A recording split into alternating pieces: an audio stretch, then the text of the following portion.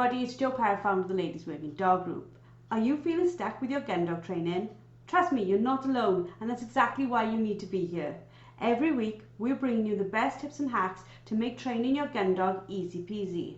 We'll keep it straightforward, no fuss, just actionable guidance that you can put straight to use. So let's get started. Hello and welcome to another episode of Found It, Fetched It. This week we are going to be talking about putting your gun dog first, about how it's important to love them like family, but still train them like a working dog. Joining me for today's podcast are some of our amazing LWDG group experts. Claire Denia from Family Dog Services, Gemma Martin from Whistle and Wag, and Samantha Thornycroft-Taylor from Languedoc Gun Dogs. How are we all today, ladies? Fabulous, thank you, Jo. Very good, thanks, Jo. Yeah, really good, thanks, Jo. Wonderful. Now, I know this is going to be one of our not heated debates, but it's one of these discussions that we like to have because we see so much, I'm going to say the word, nonsense on the internet about how we should be treating our dogs.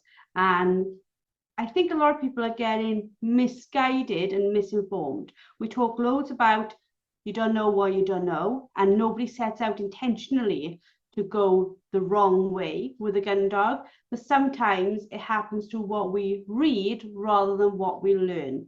So let's start with talking about, let's talk about the bond we have with our pet gun dogs. They are incredibly strong bonds, aren't they? So I look at the relationship I have with my 3 Labradors, and it is a very strong bond, and they want to know what we're doing when we're out. They're not interested in other people or in other dogs. They just want to know what we're doing. And I give them purpose in their life, and I think that's where a lot of that comes from. So the way that I bring them up from puppyhood through their training into adulthood, I'm trying to ensure that I'm meeting their needs as a dog, as a breed, and setting really good foundational rules and boundaries so that they understand how to fit in with my lifestyle, but making sure that I am fulfilling their needs as a dog and breed specifically as well. So for me, yeah, there's an amazing bond there, but I think that bond is built through a level of trust and training, and through knowing what the dog is and what its needs are. And Claire's right, you can't work a dog unless you've got a really good bond with it, because obviously we need to give them a fairly high level of trust when we're out on a shooting field or whatever, that they're going to listen to us and work with us and do sort of what we want to do as a partnership, rather than them running riot and doing whatever they want. But that relationship needs to be built on a sort of foundation of boundaries and sort of trust, mutual trust. A lot of our clients say, but my dog loves me. Dogs don't experience love in the same way that we do. Dogs do whatever is beneficial for them, and because we give them loads of stuff that is rewarding for them, so working them, hunting them, rewarding all the good behaviors that we get from them, being around us becomes valuable to the dogs. And although we perceive it as love, and I'm just as bad, I go, oh, my dogs love me and we have cuddles and it's brilliant and blah. They don't love me. They love what I do for them, and they love what I provide for them, because it's beneficial to them. And I think sometimes we get a little bit mixed up with our human emotions and applying them to dogs. So yes, it is a bond, but it's a bond based on what works for the dog and us providing those things for the dog. Yeah, and I think it's important that you've got like a mutual respect as well. So you've got that trust, you've got that fulfilling relationship, but also you respect that your dog is a dog, and therefore you need to fulfill all of its needs and requirements, but also it respects that you are the confident leader within the relationship. So it's having that balance between each other. All my dogs, they mean the world to me, as I know Jo, yours, Gemma's and Claire's, they all mean the world to theirs as well. But you've got the ability built on that mutual trust, built on those solid foundations, that at the end of the day, if you ask your dog to do something, it will ultimately understand that you're asking it to do it for the benefit of its own good, not just because you're stubborn and pig-headed as an owner. Like, how much is too much? That's like a really good question to have. And when do we go from looking after them to pampering them?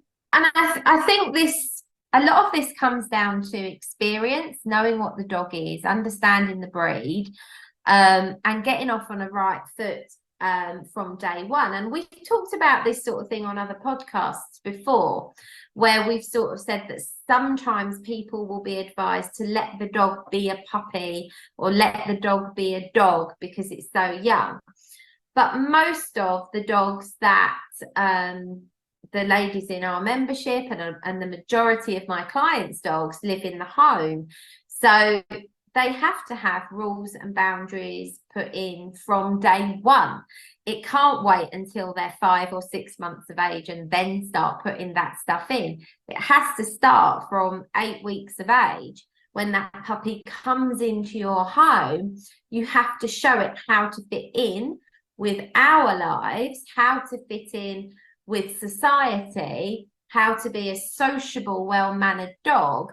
You don't let it run a riot for the first sort of 8 weeks, so until they hit 16 weeks of age, where they're going into adolescence, and then you've got a thug on your hands. But I think it's misinterpretation, perhaps, of advice and wrong advice as well. So a combination of the two things, misinterpretation of advice, but equally wrong advice. Like, one of the most scary sentences that I see new puppy gun dog owners being, is a sentence that if they ask questions, the answer that I see that worries me is often something along the lines of, it will grow out of it.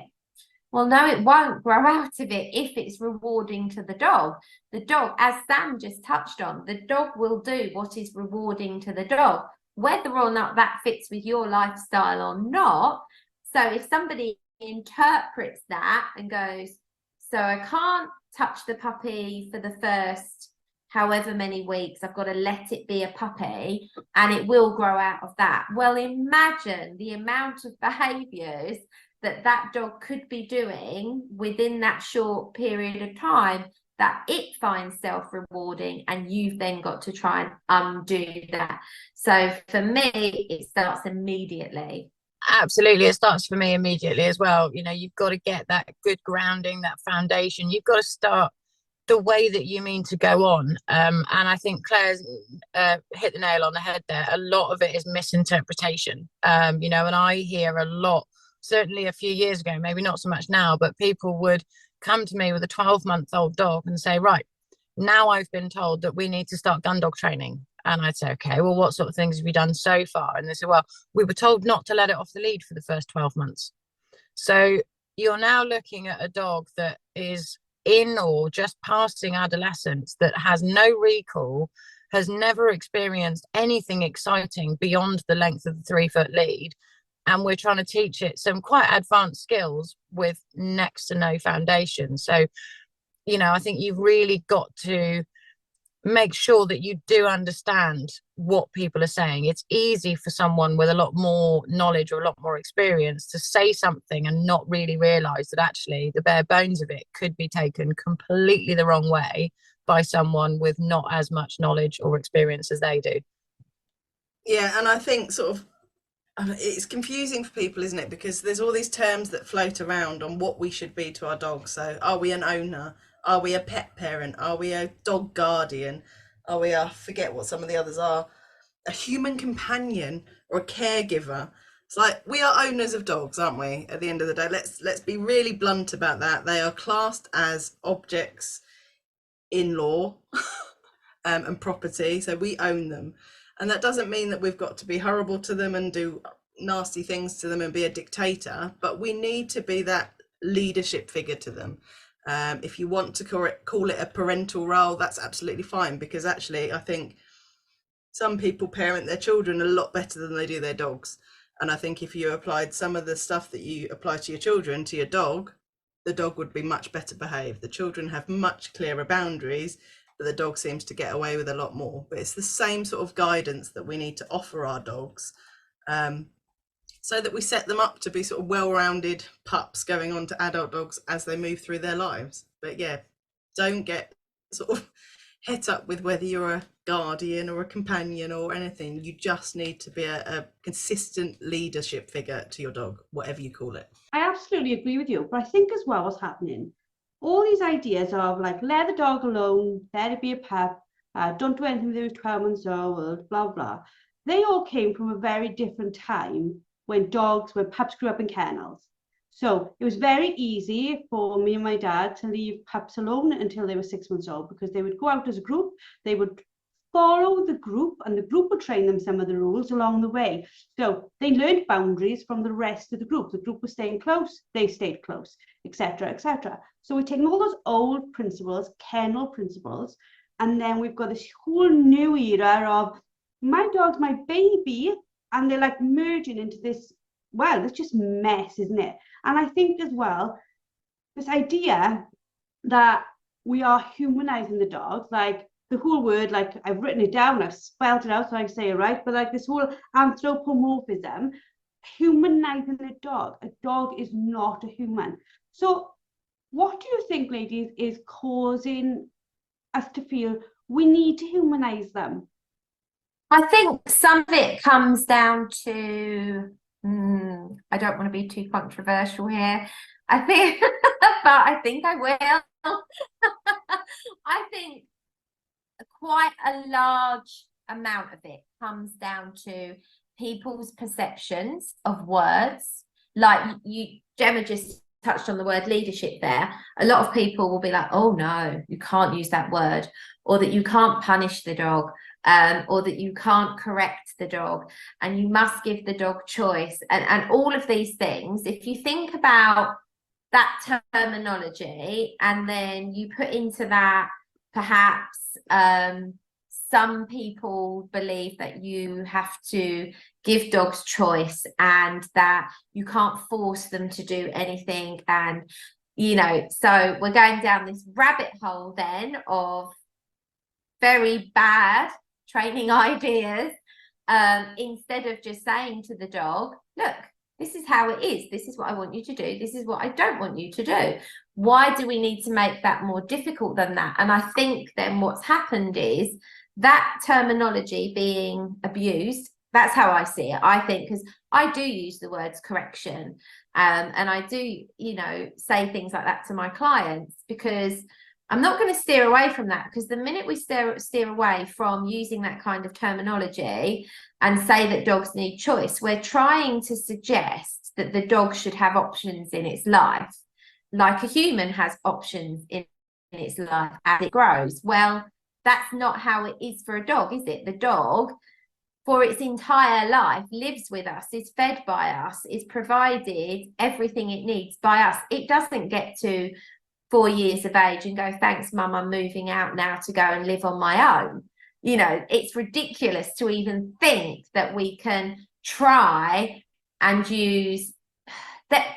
The difficulty is sometimes when we use analogies to describe something in training, I even myself will sometimes use an analogy that's humanized so that the client understands what it is I'm trying to say. But I'm not saying, when I do that, I'm not saying you need to treat your dog like a child, because absolutely you don't. It's just that you're trying to get the handler, the owner of the dog, to understand what it is you're relaying to them. I think you're right. I think, a lot of it is idealism. It would be ideal to be able to go through life and not need to have to train your dog how to react around other dogs, or to not have to teach it that of an evening it needs to lie quietly on its bed. But the reality is that doesn't often happen. We have to educate our dog in those things. Like you said, much like you, Jem, much like you would educate your children, you have to educate your dog as well. And part of that education is consequences and corrections, and they are a hugely important part of a dog's upbringing. When we look at the emotional side of things, and the choice especially, is your dog able to figure out that actually if it doesn't go out into the garden and relieve itself now while it's chucking it down with rain, does it realize that that's going to be its last chance for 8 hours while you go out at work? Probably not. So I think that's where my concerns about the whole choice thing comes in. It's down to us to educate our dogs what it is that's required in any given situation, but whilst ensuring that we're never over the top. We only ask them to do something that we know they're capable of doing, and that it is never ever harsh or abusive. The bit I don't understand with this whole thing, right, and it might just be me on this. My mum said no to me a million times. It did not destroy me hearing the word no. It was just part and parcel of growing up. My mum gave me a bedtime where, when I was a little tiny baby, it was in a cot, same as a crate. You're going to settle right for there so that we know you're safe and that you can settle. And then as you got older, you taught a bedtime, and you was like, no, bedtime means you're staying in your bed. Doesn't mean you run around your bedroom, means you're staying in your bed. And all these things that we do with children, we've tried to humanize the dogs by like talking to them and acting like they're a child, but not putting any of these things in place that we do for our children. But also, our children don't have prey drive. They don't have that instinct. My child didn't run off to kill something. So it's like, why are we not seeing that we've completely even mixed up what we're doing in response to them even being a child? You just touched on something that was in my head, just as you said it, which was about the prey drive thing. We're talking about an animal here that has the potential to do us harm, right? and people are humanizing them, babyfying them. And I think when you look at the breeds, I'm going to be really honest now, breeds have changed a lot over the last 10 years. You look at the working Cocker Spaniel, the Labrador, other breeds, and then you've obviously now got all these little mixed breeds that make really nice pets because they're a nice size, but actually a lot of them are still very driven. Like, take the cockapoo. You've got a cocker and a poodle there. They're both, they are both breeds of dogs that want to work, and you put that together and you don't really always know exactly what you're going to get from that little mix, so they look really cute. And I think this is part of the thing. So the breeds are clever, they're smart, they've still got those drives that the original breeds had, but they look really cute and they look really cuddly, and they are cute and they are cuddly to look at, but it's still a dog. And I think people literally forget that. But even without that, I think the breeds have changed so much over the years. And if you read the description of some of the breeds now, they, in all honesty, you'd read that and go, well, I wouldn't say that about that breed now. It's changed so much. And so things don't always get updated as often as they should either, in terms of what the breed is and whether they are suitable for a family home or not. So there's all of that in the background as well. Plus then people worrying about, giving the dog choice and treating it like this. And, we have to let the dog, I think the biggest thing is, and I think it is because, and I'm not knocking reward-based training, because we are predominantly reward-based trainers. All of us are. And we know that reward-based training will build more desire to do that thing, because it's how dogs learn. The thing that they find rewarding, they'll do more of. But when you've got people saying, wait for the dog to do the right thing and reward it, you could be waiting a hell of a long time for that to happen.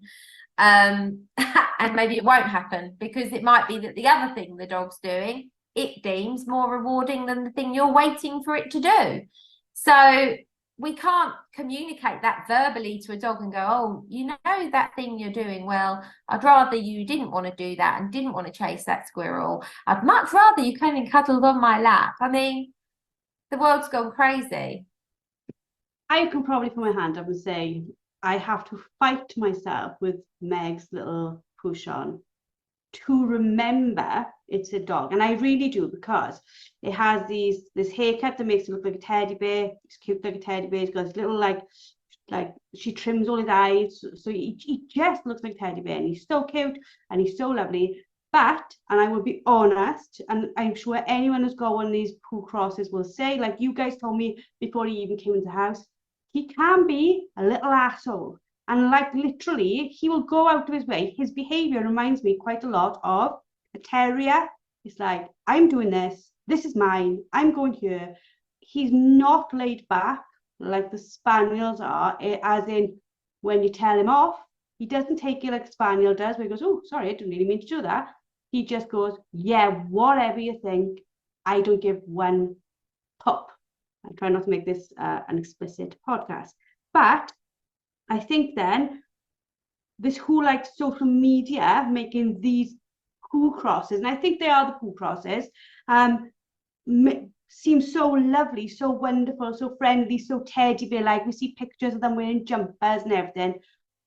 Do you think we are getting this breakup where we are forgetting that all dogs are dogs because we are making them into these cutie pie things, for want of a better word?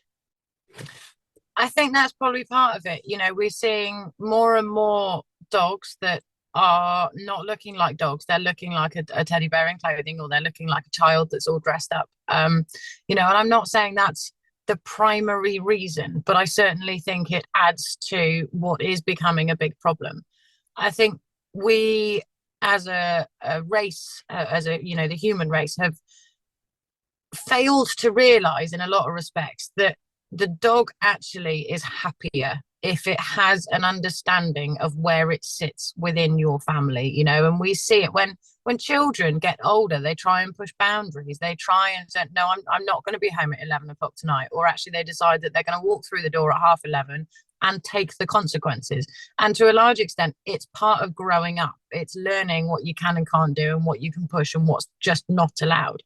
And dogs are the same, and through I think I speak for all of us here, through our behavioural work especially, we meet a lot of dogs who are attention seekers. They demand bark. They pick and choose what happens when it happens. They choose when the house wakes up. They choose when they get fed, because they just push and push and push and nag until someone goes, okay, I'm going to do it, because they want peace and quiet for 5 minutes. But when you actually then start to say to the dog, right, these are the rules, this is what's allowed, this is what's not allowed, this is how it's going to go, and I'm still going to make sure that you get all the basic needs covered and more beyond, you can see a lot of dogs go, oh, thank God, now I know how life works. And they themselves become much more balanced individuals. They're much happier with life, because all of a sudden now we are more mimicking what it would be like if they were still within their family unit. We're saying, this is the parental role or the leader. These are your siblings. You sit here in the pecking order. Yeah, it's kind of got lost along the way a little bit, hasn't it? And I'm going to sound really old and say that I blame social media quite a lot as well, because it almost normalizes the fact and almost encourages naughty dogs, because you see all these funny little videos of the dog on the table, or the dog attention seeking with a funny little audio over the top saying, oh, it's been 5 minutes since I've had attention. All those little things. And it's almost like, I don't know, dogs have become worshipped and they can't do any wrong. And it's actually really funny when they do wrong. So nobody sees it as a problem. And it would have only been a few years ago that if somebody had posted a video of a dog on a kitchen table, everyone would have been like, oh my God, that dog's on a kitchen table. Now it's hilarious, apparently, and it gets thousands and thousands of views. So yeah, it switched a little bit, and I think that we need to bring dogs back down to being dogs, because actually in the long run, they're happier. We know this from working with dogs that we've sort of helped owners put boundaries in. They suddenly become a lot more relaxed and happy to just be in their own skin. Which then probably goes on to the fact that we're seeing a lot more dogs diagnosed with anxiety issues and all sorts of what we would normally associate with people. Dogs never used to have labels for anxiety when I was a kid anyway. Nobody spoke about dogs being anxious and having to be on medication. Dogs were generally a lot more relaxed, and I think that's because they knew where they stood a lot clearer in the family unit. I agree with what you've said exactly there, Jem, and I echo what you say in that the dogs that I see for behavioural work and even for one-to-ones, when I can see the dog really struggling and they're frustrated and yes, anxious kind of behaviours, the moment, literally the moment it happens in that visit, I help the owner put structure in and put rules and boundaries in. And the moment we do that, you see the dogs visibly relax. And I couldn't even count on my hands how many times, because it's so many, how many times the owner will say to me, my dog has never just chilled out like that before. Like literally, that's what they say. And that is in literally, I've been there an hour or whatever, we've talked through everything, we've discussed the behaviour, and we start implementing some training and putting some boundaries in, and the dogs just physically and mentally relax and go, okay, why didn't anybody tell me that before? And this is why for me this podcast is so important, because I think we're making dogs' lives so much more difficult, and we're putting them through so much more stress, anxiety and frustration, because we're trying to treat them as something other than a dog, which is really unfair because they're a dog. You know, imagine if we were the one person in a house of dogs and the dogs were trying to treat us like a dog and not a human. Like, okay, don't think about that, because that's weird actually, because I just started thinking about a context in my head. Don't think about that, but it is the same thing. A podcast cannot go past, can it, without me saying something strange and then wanting to retract it. But it is true, isn't it? We have this other species living in our home, and we're trying to treat it like our species, and it isn't. And I genuinely believe that in doing so, we create a lot of the behavioural problems and a lot of the issues that those dogs are having. We are creating them, and we can stop it by treating the dog as a dog deserves to be treated, which is as a dog. I ranted there. No, you didn't rant, and I totally agree with you. And I also think as well, as we talk, I don't even think so much as we're treating them like humans. We're treating them like accessories. They're like this thing where we can just not do anything we want with, but it's like having a living, breathing creature. It almost reminds me of, as we're speaking, like, I don't know if any of you remember, like Flight of the Navigator, that little thing they used to sit on his finger and dance. Like, people who are our age will probably remember, maybe they won't. But there was like this little creature that sat, and everyone wanted one because it was like this amazing creature you could love and was amazing with big eyes and everything. And if you think about it, a lot of what we do with our dogs is a bit like that now. It's like, let's forget it's a dog and let's see it as this new wonderful toy, for want of a word. And again, we don't do it with any malice. We absolutely do it from a place of love.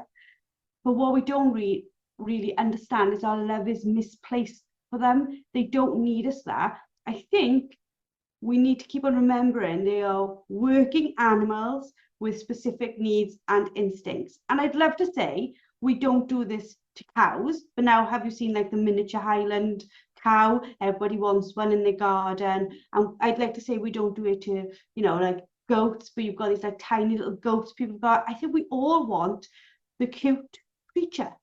I mean, I'm sure my children would be happy if I moved my pony into their house, but maybe myself and my husband not so much.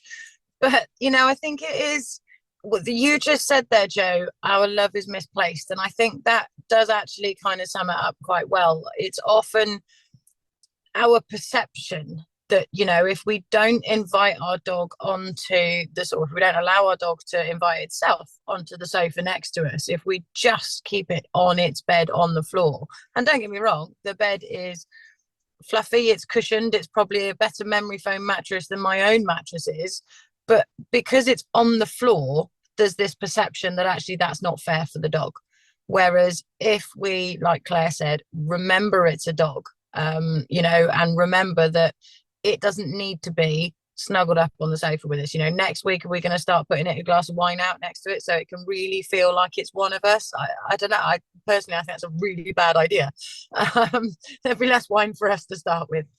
But I think it's often perceived that you're being unkind to your dog if you treat it like a dog, and that's where a lot of these, you know, people's rules have been bent and swayed and just completely blown away, and they've allowed their dog to get away with so much more, or they've even invited their dog to become so much more, not realizing that if they look at the bigger picture, it's detrimental to the dog's well-being. I actually think as well, some people treat their dogs better than they treat their children as well. Like, I've been around to people's houses for behavioural consults, and the dog is so spoiled that even the kids are pushed out. And again, like, just supporting what I've just said, they think they're doing this in the best interest of the dog, but they're ruining the dog, they're destroying the dog. But yeah, I think some people genuinely actually think they're treating their dog really well, and actually they're treating the dog better than the kids, but it's worse for the dog, not better. Yeah, and I think we can sort of revert to the old adage of you've got to be cruel to be kind, and we used to say that about kids not getting sweets and things. And I think you can apply that to your dogs, and it's not about being nasty cruel, but it's about, you know, what maybe you might perceive as a bit cruel, like Sam said, sleeping on the floor and things like that, and not maybe giving your dog as much food as it likes. I've seen some really obese dogs which waddle around, that get fed lots and lots of treats, and the owners think that they're doing the right thing, but actually, in my opinion, that's more neglectful than probably underfeeding your dog. You're giving them far more health problems, and the dog's visibly unhappy. So yeah, a little bit of cruel to be kind added to the dog world would probably be a good thing. I totally agree with you on that. And I also think, again, contentious, I think owners who set boundaries are actually better owners, because the dog has the life the dog should have. So I think gun dogs need more than just obedience, because they're a working breed. What do you ladies think we need to give our gun dogs? Like, you know, if you can say this is a perfect owner, what does the perfect owner do? Not that it's perfect, we all know it's not perfect, but like, to be a good owner, what does your gun dog breed, your gun dog cross, your hunting dog cross? Because when we're talking, like you said, about poodle crosses, a poodle is a hunting dog. When we're talking about cocker crosses, they are hunting dogs. Labrador crossing, they're hunting dogs. What do these hunting dogs need for us to give them the best life, more than just obedience and love? So I think the first thing for any breed is understand what that breed was bred to do, and what the hundreds and hundreds of years of breeding has refined to be excellent in that dog. So taking cockers, for example, and cocker crosses with poodles, they've been bred over hundreds of years to be amazing little hunters that just want to get their noses down and find something. Now, 9 times out of 10, the average cocker in a pet home, wants them not to do that, because that generally leads to them messing off and getting lost or not coming back or whatever. So they're constantly in this battle to stop the dog doing what it was bred to do, which just ends up in frustration both sides. So you're not building that bond that we spoke about at the start of this podcast, where you're working together.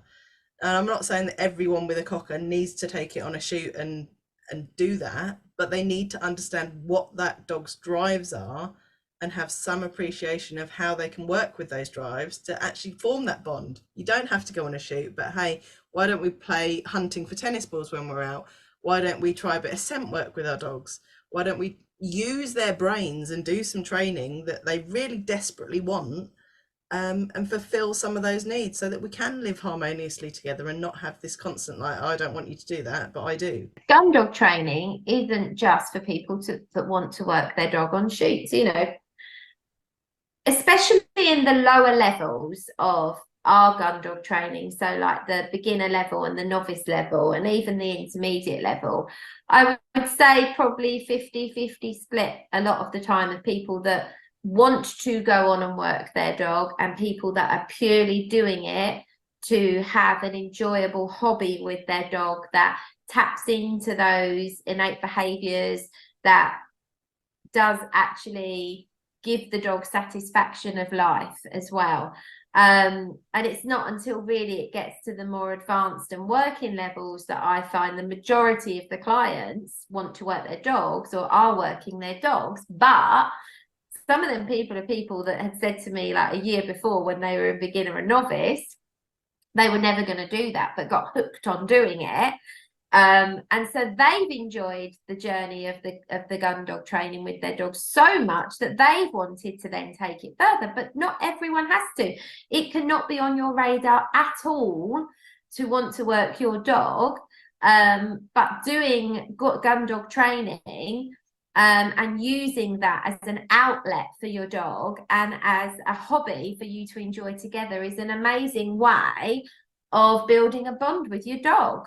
The one question I probably get so much, and you touched on it there, is people coming saying, if I join, do I have to hunt with my dog? Or my dog doesn't hunt, can I join? And the reality is, like you just said, Claire, yes, you can. And I think probably at least half, we'll have to do a poll, at least half of our ladies have never set foot on a hunt and will never set foot on a hunt. I think we do have these crossovers who never intended to, and then they do, and that's absolutely fabulous to see. But I don't think that people realize there's so many things that you can do in gun dog training that means you never get involved with actually another animal. It's just you, your dog, your dummy, your whistle, and you know, and the group is absolutely brilliant. Yeah, I think probably for me, the easiest way of explaining it to a lot of my clients, similar to Claire, that say, you know, I've got a spaniel, I never want to take it on a shooting field, is that essentially all of the training can be applied to them and their dog, but they needn't worry about introducing fur, feather, or gunshot if they're absolutely adamant that they're never going to go on a shooting field. The important thing is that they get to build that bond, that relationship with their dog and that partnership through doing things that the dog has got in it. You know, it's in its genetic makeup. So we're utilizing its innate abilities in order to better our partnership. I think where a lot of people get confused is they hear people say, your dog needs a job. And then they sort of go, but I don't want to take it out on the shooting field, or I don't want to teach it to scent mark or scent trail or anything like that. But when we say, or when trainers say your dog needs a job, it doesn't mean that you have to follow through and actually compete it or work it in that field. It just means essentially you've got to give it something to get its head stuck into in order then to try and reduce the chances of it throwing up behavioural issues or training issues back down the line.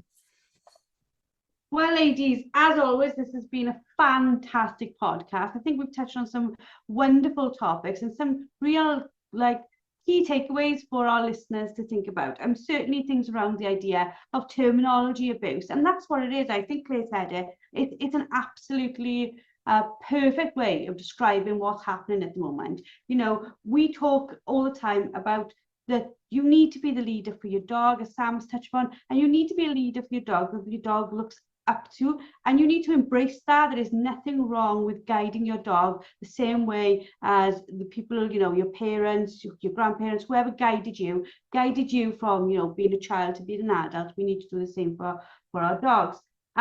If you want to get personal advice or want to go more into this topic, please join our LWDG membership.